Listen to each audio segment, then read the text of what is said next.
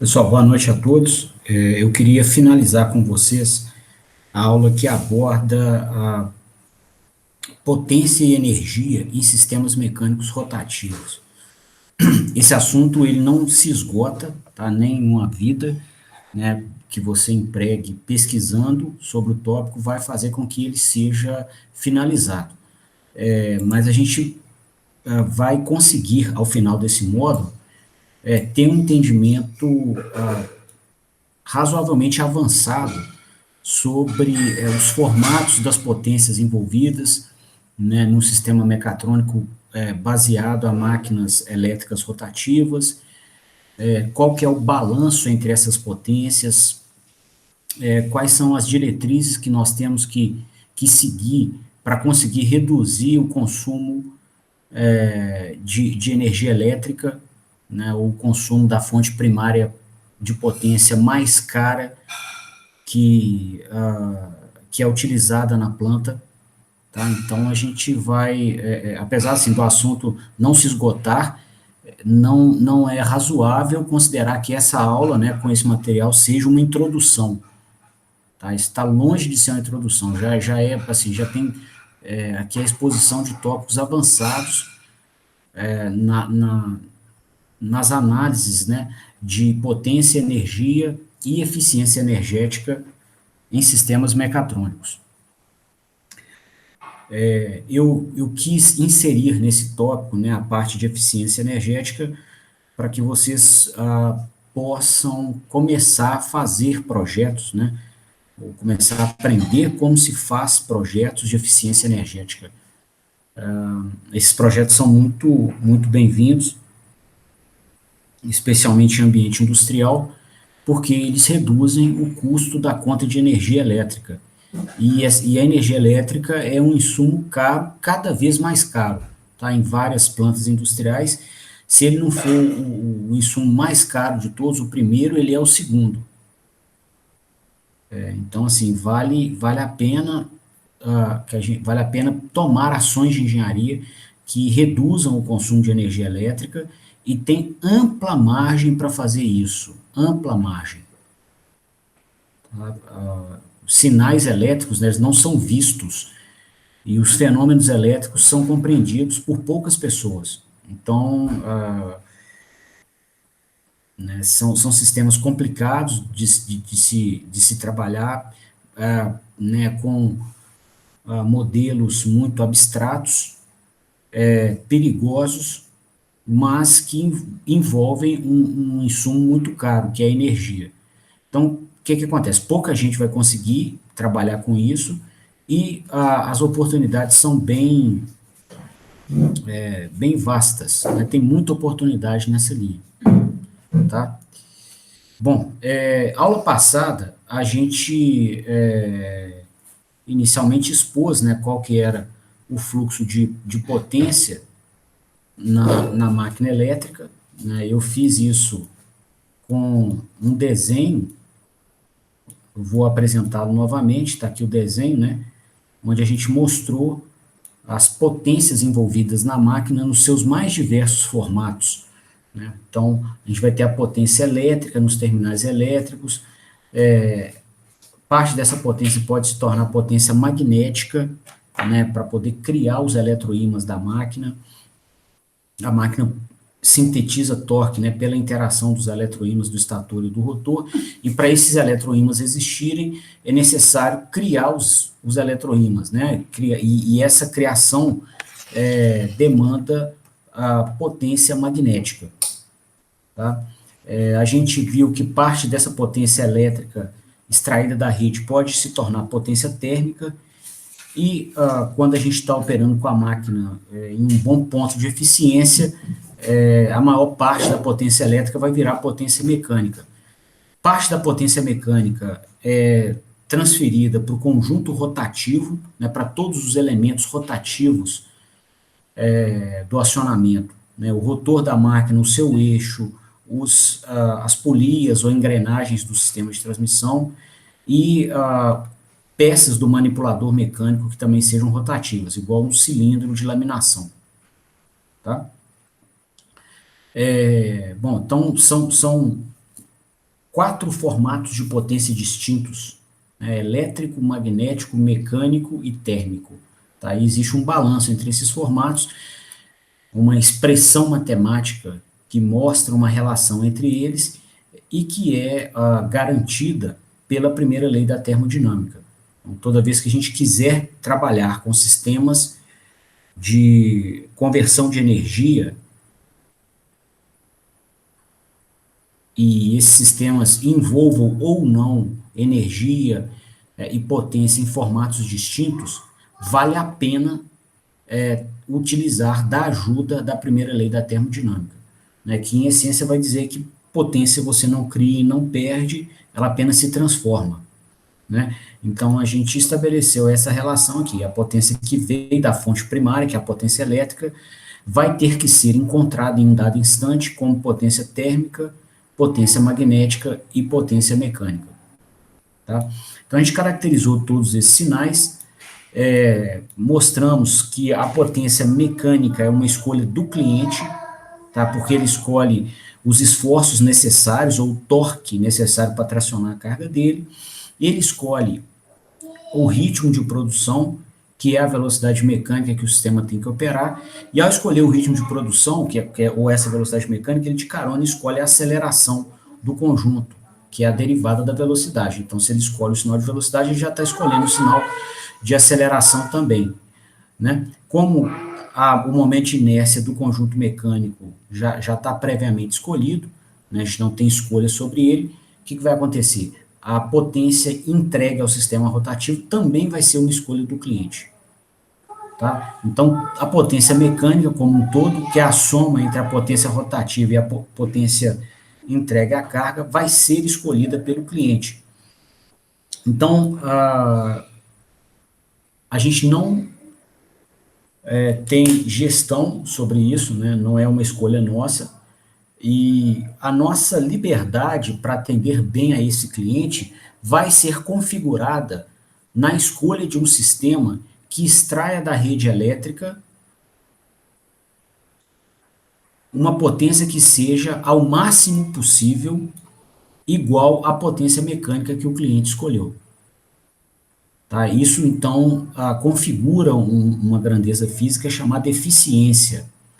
Né? Ela mostra para nós o quão bom é o nosso sistema de conversão de energia no que tange ao uso da potência da fonte primária. Tá? Então, dada aqui uma potência escolhida pelo cliente, né, se a gente tirar da rede a conta dessa potência, a gente estaria no melhor cenário, o cenário ideal. Né? E isso não é possível, né, porque alguma perda de potência vai existir. Tá? Mas a gente orienta os nossos esforços para tentar operar com equipamentos que tenham eficiências as mais altas possíveis, as mais próximas à unidade, ou a 100%. Tá?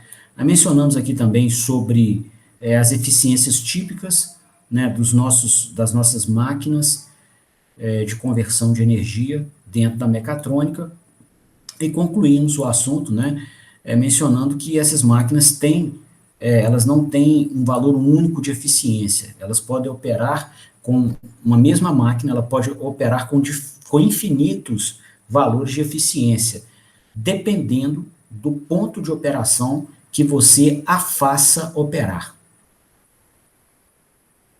Tá? Então, a gente tem aqui uma primeira diretriz de eficiência energética, que é buscar operar com as máquinas nos seus respectivos pontos de máxima eficiência. Então, essa é uma primeira diretriz.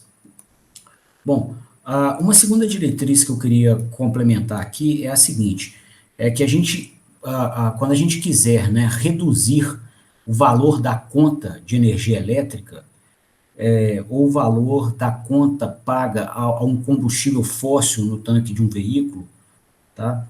Que a gente busque oportunidades de regeneração de energia. Tá? Geralmente, assim, essa busca, na verdade, ela é uma observação de uma oportunidade. Né? A gente tem que ver se o processo do cliente opera com frenagem, né? Então, se o processo do cliente operar com frenagem, pode ser que a gente consiga um bom retorno financeiro viabilizando o retorno da potência de frenagem para a fonte primária de potência mecânica. Né? No caso aqui de acionamentos industriais, essa fonte primária é a rede elétrica. Ou, de uma maneira informal, né, a gente tem que avaliar a oportunidade de devolver energia para a rede, né, ou de viabilizar essa devolução. Tá? Então, vamos explorar um pouquinho essa característica, tá? Que ela abre portas também em projetos de eficiência energética. Tá?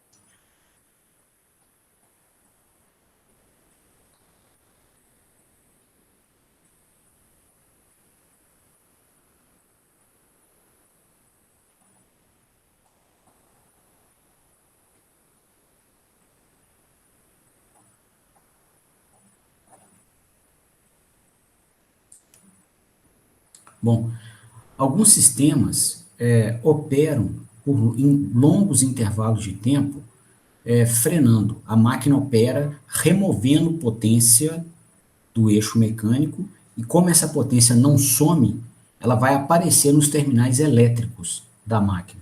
Tá? Um caso clássico onde isso ocorre são os içamentos.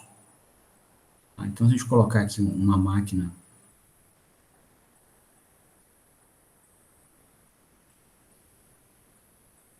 elétrica tracionando um içamento, vamos colocar aqui a máquina, um dromo, qualquer onde a gente tem o cabo de aço.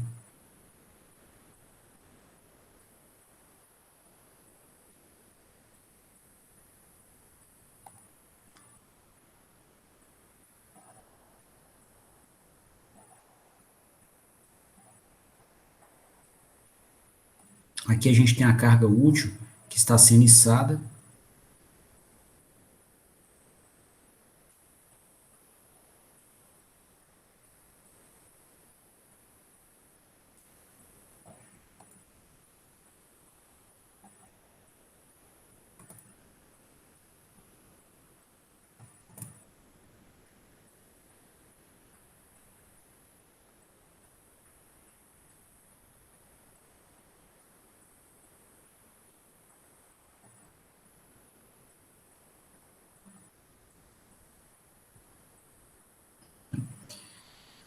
Bom, e aqui os terminais elétricos da máquina.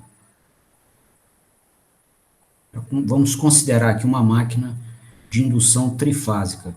Como eu comentei, essa máquina ela tem 3 circuitos monofásicos aqui que desenvolvem potência no interior da máquina. Aqui é a segunda ponta de eixo dela. Bom,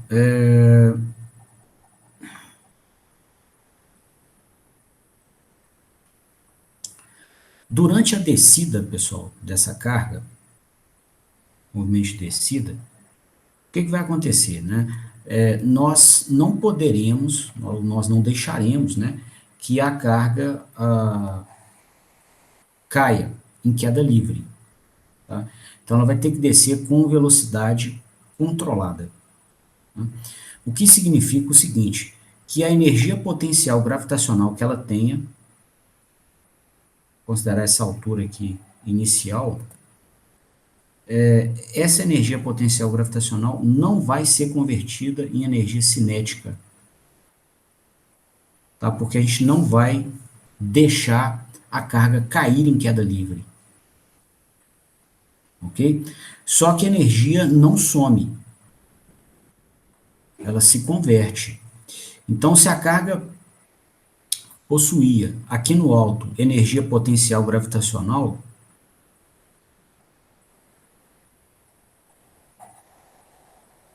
e você não deixou que essa energia fosse convertida em energia cinética, que você está descendo o corpo de maneira controlada, né?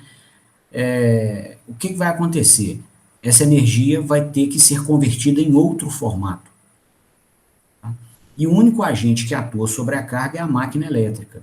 Então, essa energia potencial gravitacional vai ter que ser convertida em um dos formatos de energia que é tratado pela máquina, ou que é manipulado pela máquina. E a máquina ela é construída para operar com alta eficiência. Então, uma fração considerável dessa energia potencial gravitacional vai ser convertida em energia elétrica. E aí vai ter que fluir para a rede de energia. Tá? Então, aqui a gente tem configurada uma oportunidade para redução no valor da conta. Né? A nossa conta é tarifada pelo que se mede nos terminais elétricos da máquina, né? E a gente vai, durante parte do intervalo de tempo de operação do içamento, a gente vai ter a oportunidade de devolver energia para a rede. Tá? Bom, para que essa oportunidade seja implementada e a gente consiga o retorno financeiro que nós estamos buscando, é importante que a gente viabilize esse retorno de energia. Tá? Digo pelo seguinte, se você só montar o seu sistema mecatrônico do jeito que eu desenhei, ele opera, você vai até conseguir regeneração de energia sim. Só que nós teremos uma velocidade de operação da máquina exageradamente alta. Tá? Por quê? Se a gente observar aqui na característica de torque da máquina em função da velocidade mecânica, o torque eletromagnético em função da velocidade mecânica, né? Então, essa característica de torque para essa máquina, ela tem esse perfil aqui, tá? Com o final da parte 2 da disciplina, a gente vai desenvolver o modelo da máquina e vamos traçar essa curva como um produto do modelo. Eu estou adiantando um resultado aqui. Tá bom? Bom, e aí, pessoal, o que vai acontecer? Né? Durante o movimento de descida, né, a gente vai ter o torque de carga da gravidade. Vamos desenhar ele aqui, ó. Igual mostramos há algumas aulas, as cargas de içamento, elas têm um torque constante e independente da velocidade mecânica. Tá? Então, o que vai acontecer?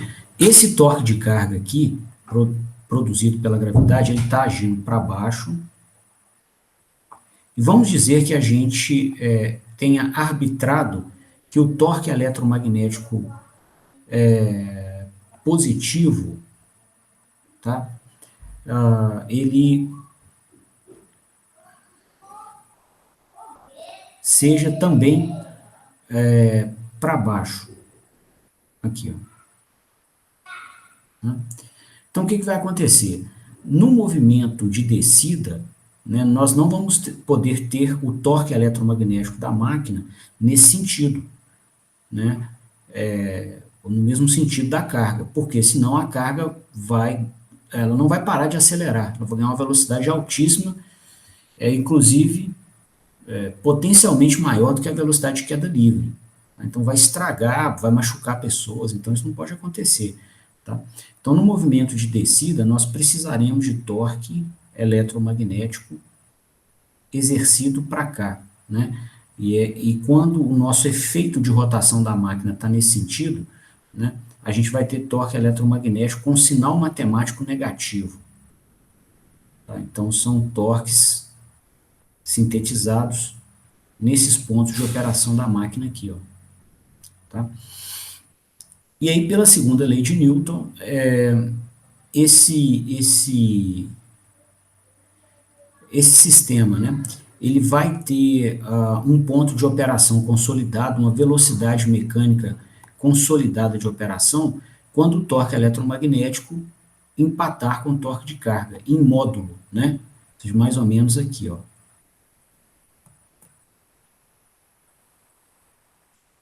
Nesse pontinho aqui, mais ou menos, tá? Só que essa velocidade de operação aqui, ó, essa velocidade mecânica de operação é altíssima, tá? Se você tiver com um içamento implementado com uma máquina de 6 polos, por exemplo, e alimentando ela a 60 Hz aqui na rede, você vai, né, ter esse ponto aqui de torque nulo igual a 1.200 RPM, vai ser uma velocidade de 1.200 RPM, tá?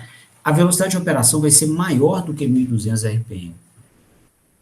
Então, você vai ter a carga, né, se você operar nesse ponto, essa carga vai descer com a velocidade exagerada, né, se a gente colocar aqui uma velocidade mecânica de 1.200 RPM no eixo, a carga vai descer, né, com uma velocidade incompatível com as manobras que nós temos que fazer com ela. Tá? Inclusive, no final, ela vai ter que ser apoiada em alguma coisa. Tá? Com um movimento controlado. E uma velocidade baixinha, para ela estacionar aqui igual uma folha de papel. E não cair igual uma bomba. Tá? Então, não é possível, não é admissível que se opere com velocidades assim, nesse valor tão alto. Tá? Você pode até operar, tem algumas plantas antigas que operam, mas aí o que vai acontecer? Quando a carga está quase chegando aqui no anteparo que vai recebê-la, o pessoal tem que travar o eixo, travar o sistema rotativo dessa máquina com freios.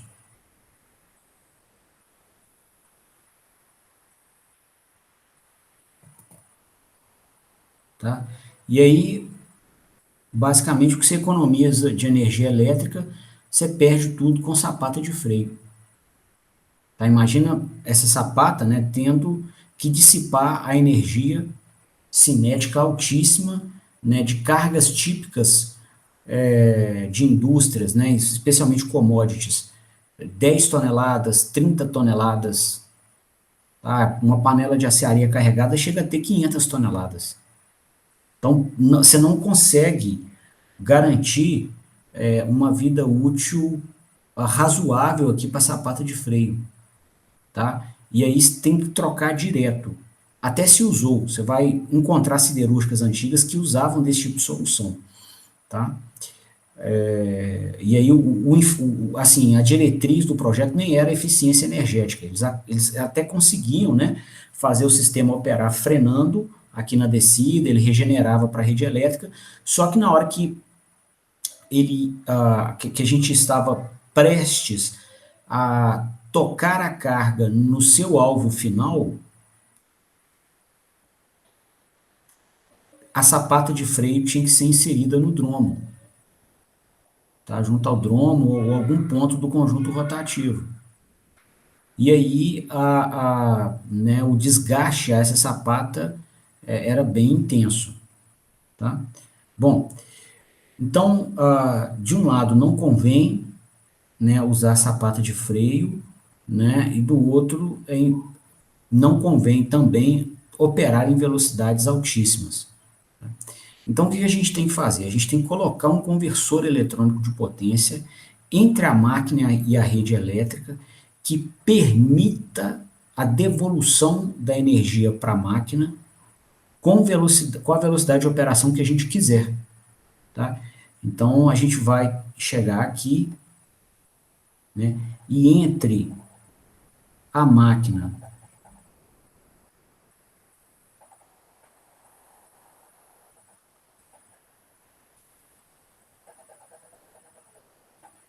e a rede, nós vamos instalar um equipamento chamado inversor regenerativo.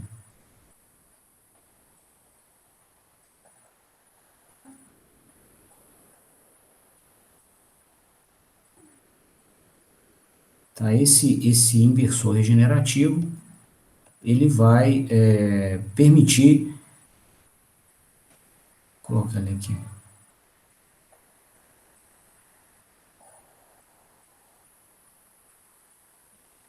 tá? Ele vai receber a potência em CA e vai entregar essa potência com sinais de tensão e corrente em CA também, tá?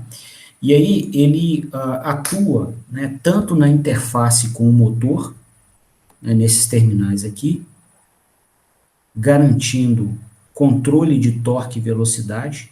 Então você consegue com ele fazer com que a máquina opere nessa curva de torque aqui, por exemplo, ó, e aí você consiga velocidade de operação com torque eletromagnético empatando com o torque de carga em velocidades bem mais baixinhas, tá? E assim adequadas para manipulação de cargas que tem toneladas. E na interface com a rede de energia elétrica, né, ele consegue devolver energia para a rede. Então ele sintetiza tensões aqui nos terminais dele, esses três terminais aqui, que alteram dinamicamente e garantem um fluxo de potência do acionamento para a rede. Então, a máquina passa a operar como um gerador de energia. Tá? E aí o ganho energético é brutal. Tá? Então a gente consegue controle de movimento sem ter as perdas, né, associadas aqui com uma sapata de freio, sem ter problemas de manutenção igual os que se configuram com uma sapata de freio, e ele viabiliza a regeneração da energia para a rede. Tá? Então, essa solução é muito, muito competente em projetos de eficiência energética industriais. Então, quando você tem plantas que têm muitas frenagens, tá? Ou que tem muita capacidade de energia a se retirar do conjunto mecânico durante a frenagem, você tem ali um sério candidato a te ajudar a reduzir a conta de energia pela regeneração, pelo efeito de regeneração. Ok? Bom, só para enriquecer aqui, ó, a gente vai configurar nessa regeneração, esse retorno de potência na máquina, nos diversos mundos, com os diversos sinais, né, que essa máquina possui. Tá? Então, no mundo mecânico, né, o que vai acontecer? A potência que a máquina desenvolve aqui no eixo mecânico, a gente chamou de PMEC, né, em outros estudos, e a gente vai, nessa disciplina, considerar que a potência mecânica é positiva quando ela flui da máquina para o eixo. Agora, essa potência mecânica, ela é dada pelo produto entre o torque que a máquina desenvolve pela velocidade mecânica do eixo. Tá? Então, toda vez que o sinal matemático do torque for diferente do sinal matemático da velocidade, a potência mecânica vai ser negativa. Tá? Então, igual no nosso caso aqui, a gente tem o torque negativo com velocidade positiva. Tá? Então, o torque está promovendo um efeito de rotação aqui para cima e o sistema está rotacionando para baixo, né? Mandando a carga para baixo. Então, o torque eletromagnético e a velocidade têm sinais distintos, tá? Ou elas promovem ações de rotação opostas. Então, quando isso acontecer, a gente vai ter a potência mecânica negativa, o que significa frenagem.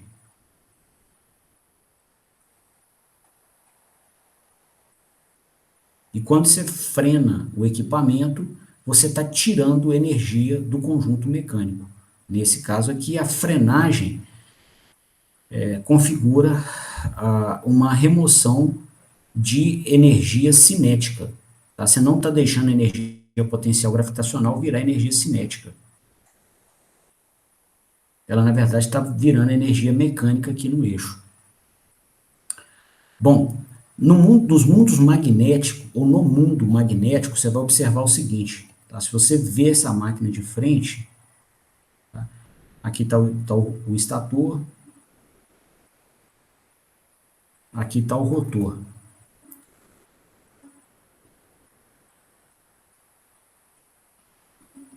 Tá? Bom,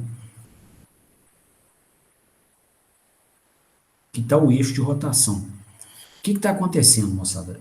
A gente tem a velocidade mecânica para baixo e o torque da máquina aqui em sentido anti-horário, que é o torque eletromagnético.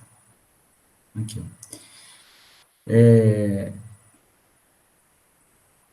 Nós observaremos, né, uma inversão no sinal do torque pelo defasamento dos ímãs no espaço. Então, esse torque ele é sintetizado pela interação do ímã do rotor com o ímã do estator. Tá? Então, quando o ímã do estator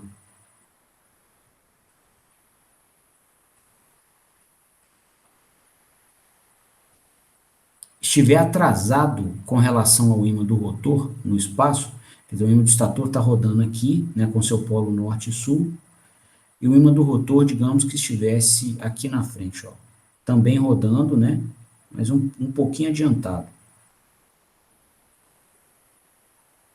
Então, esse aqui, verdinho, é o ímã do rotor, também tem polo norte e sul. Os dois giram, só que se você marcar um ponto aqui no espaço, ó, o polo norte do rotor passa por ele antes do polo norte do estator. Então, se o ímã do rotor estiver adiantado com relação ao ímã do estator, você configura a operação freio. Vai estar frenando, tá? Ou torque negativo.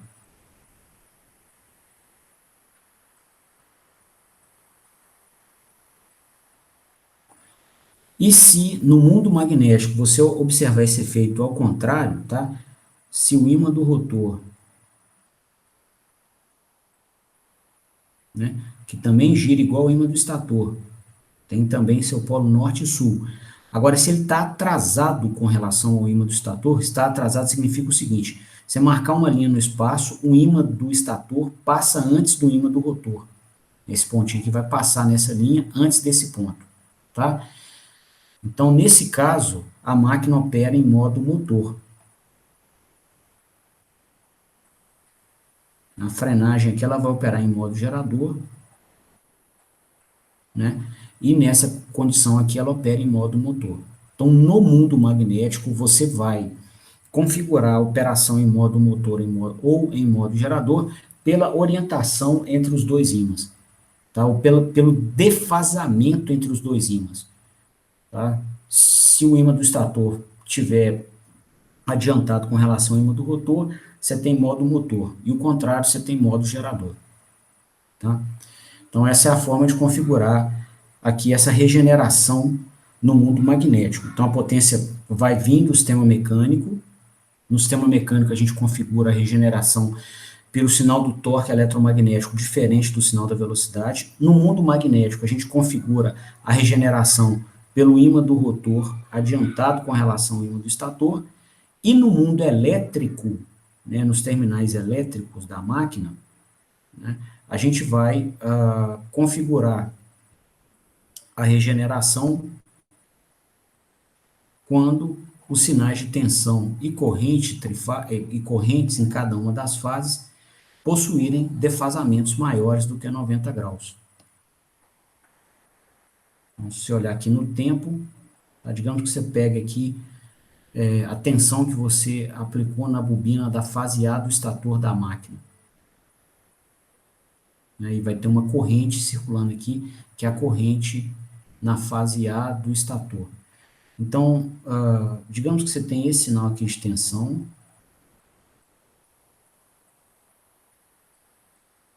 uma tensão alternada. Aqui eu vou marcar os 90 graus dessa senoide, da tensão alternada, e digamos que o sinal de corrente tenha mais de 90 graus de defasagem do que o sinal de tensão.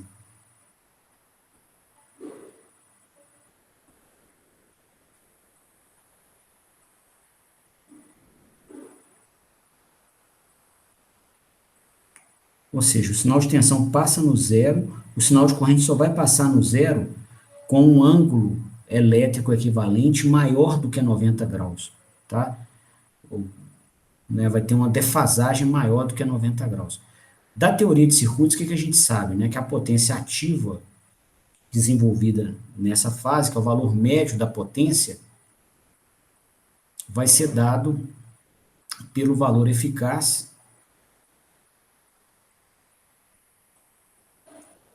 da tensão vezes o valor eficaz da corrente vezes o cosseno do ângulo entre tensão e corrente. É esse ângulo aqui, ó. Tá? E o cosseno de ângulos maiores do que 90 é negativo.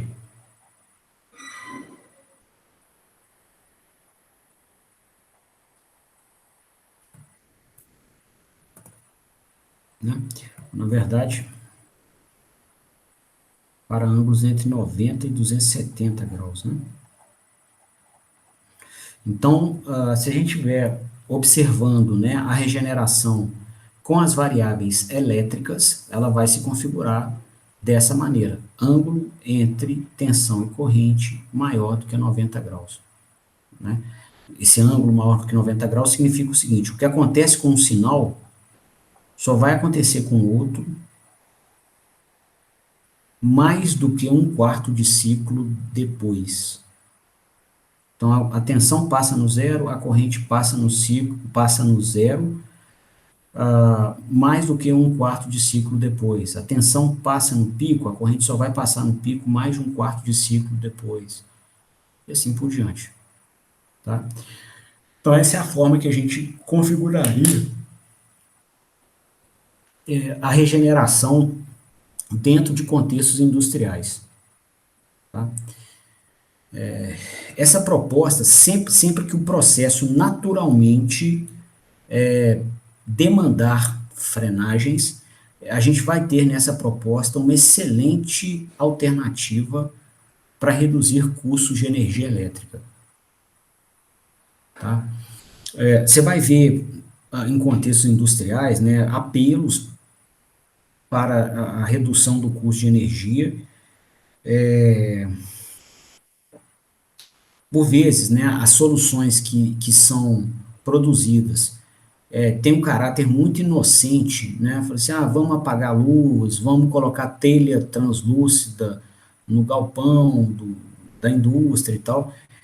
Isso tudo só arranha o problema.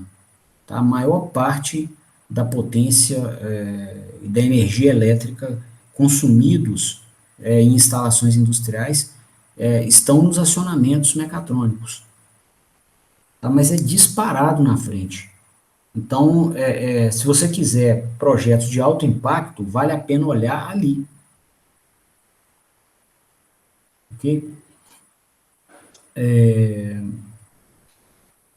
Bom, então, essa aqui é mais uma diretriz, tá? De onde a gente busca economizar energia elétrica nesses acionamentos. Então, a gente mencionou, né, de uma primeira forma, que era pela eficiência, né? Ou seja, tentar escolher ou tentar operar os equipamentos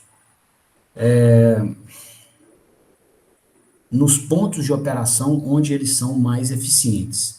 Né? Foi o estudo nosso anterior aqui.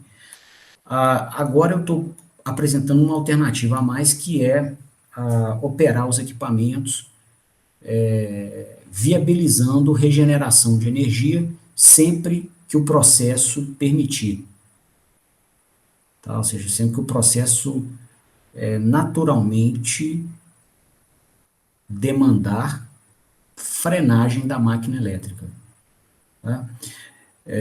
Outro exemplo disso são os carros elétricos, né, ou híbridos. Então, um dos grandes apelos, né, à eletrificação veicular é o fato de que a mesma máquina elétrica que faz a tração, ela também consegue fazer frenagem. Só que ela faz a frenagem e removendo, claro, né, energia cinética do carro, e ela consegue armazenar essa energia nas baterias do conjunto, né, nas baterias do veículo. Então, você consegue, né? Digamos que você tem um veículo que não seja plug-in, você não carrega as baterias na tomada, mas tem lá dentro o acionamento elétrico e tem baterias também. Então você gasta gasolina, etanol, diesel para fazer com que o veículo se movimente, né? Você vai conceder a ele a energia cinética, ele vai ter uma velocidade, então logo ele vai ter energia cinética, meio de MV2, né?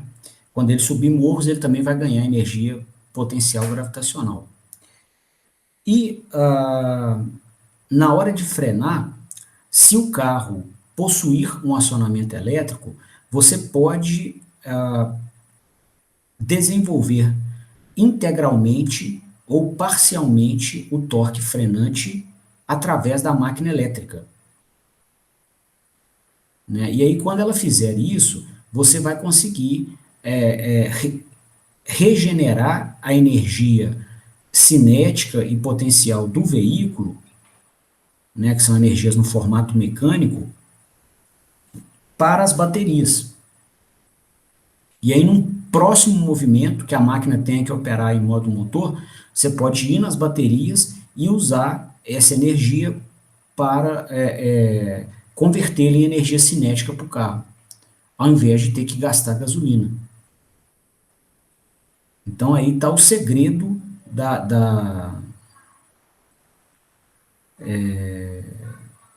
um dos segredos, né, que fazem com que a eletrificação veicular seja tão atrativa. Tá? É você poder usar do acionamento elétrico para armazenar a energia das frenagens. Tá? Numa máquina a combustão interna, se o carro só tiver um motor a gasolina, por exemplo, isso é impossível. Por quê? Porque você não consegue converter a energia cinética do carro em energia química do combustível. Você não consegue criar gasolina a partir da frenagem. Então você vai ter que dissipar a energia cinética do carro, quando você quiser frená-lo, para o ambiente. Vai virar calor e aí o processo é irreversível. Você não consegue converter o calor em energia química, em combustível novamente. Tá? Também, né, ou seja, é mais uma oportunidade de eficiência energética pela regeneração, capacidade de regeneração. E ela é muito bem-vinda no carro elétrico, porque naturalmente a condução do carro pede frenagens. O tempo todo você está frenando. Então ali você tem uma planta onde é convidativo, né, fazer a regeneração. Tá? Bom, então, para ilustrar, né, esses exemplos aqui, com oportunidade de regeneração, e um outro cenário, né, onde você pode conseguir reduções no consumo de energia elétrica, é evitando desperdícios de energia. Tá? Então, tem sistemas, vou escrever isso aqui.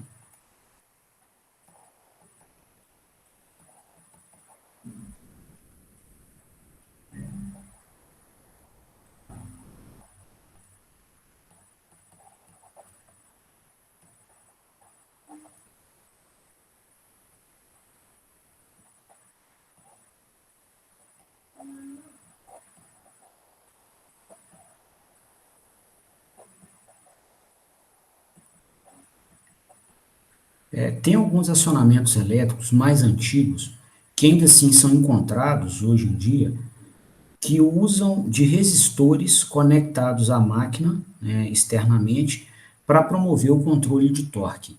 Tá? Então, existem, por exemplo, máquinas de indução com rotor bobinado, ou seja, uma máquina de indução que você tem acesso elétrico aos terminais do rotor.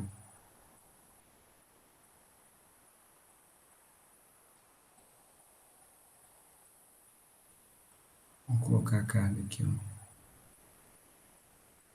Colocar o eixo, desculpa. Tá? E aí você conecta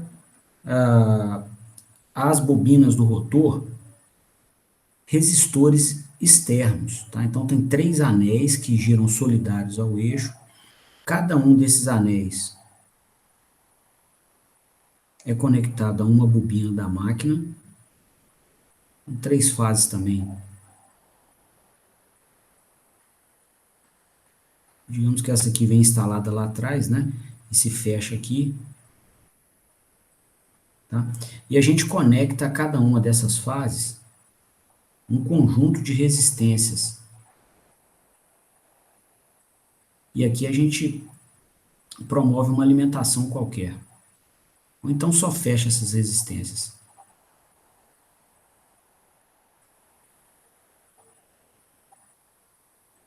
Tá? E a presença desses resistores aqui te permite alterar a característica de torque por velocidade da máquina.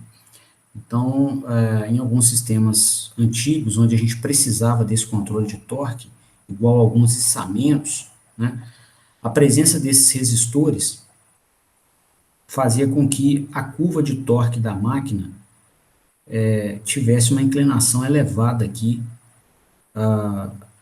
no final da curva, tá? Na região final dela. Então você usava todas as resistências, de repente, quando o torque estava baixo, né, você curto-circuitava parte delas, a máquina passava a operar numa outra curva de torque, e aí de repente quando a velocidade subia e você queria subir o nível de torque, você curto-circuitava outro conjunto de resistências, e aí só sobravam essas duas aqui em cada uma das fases no conjunto, o torque subia, e aí você curto-circuitava essas duas, ou desculpa, essas três, né? O torque subia de novo, e aí você curto-circuitava as últimas, ele subia, e aí a máquina vinha para o seu ponto de operação, né? Onde o torque eletromagnético empatava com a carga. Tá? Então, aqui você tinha um sistema que controlava a faixa de torques e, consequentemente, o torque médio na partida. Tá? E, dependendo da máquina que você estivesse operando, né, se nenhuma resistência fosse inserida no estator, a característica de torque dela seria essa aqui, ó. Tá? Com torque de partida variando em ampla faixa, tá? E potencialmente com valor pequeno. Tá? Até melhorar esse desenho, mas você tinha valores pequenos mesmo, tá? Um torque bem baixinho na partida. E aí você conseguia, com a inserção dos resistores, né, subir o valor médio do torque, né, e viabilizar a partida. Aqui, por exemplo, ó, se o torque eletromagnético ficasse igual ao torque de carga em algum ponto aqui da partida, ó, a máquina ia parar de acelerar, ia operar com velocidade constante.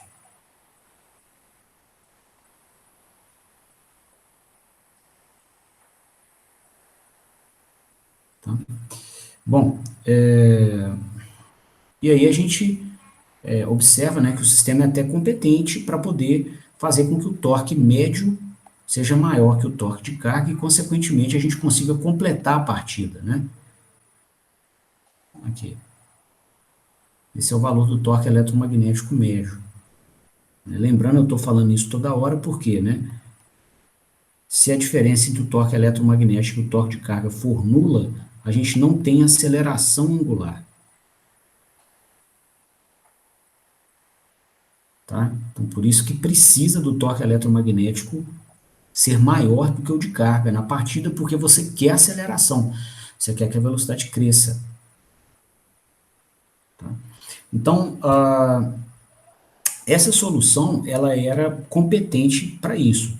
Só que, ao inserir resistores no circuito rotor, nós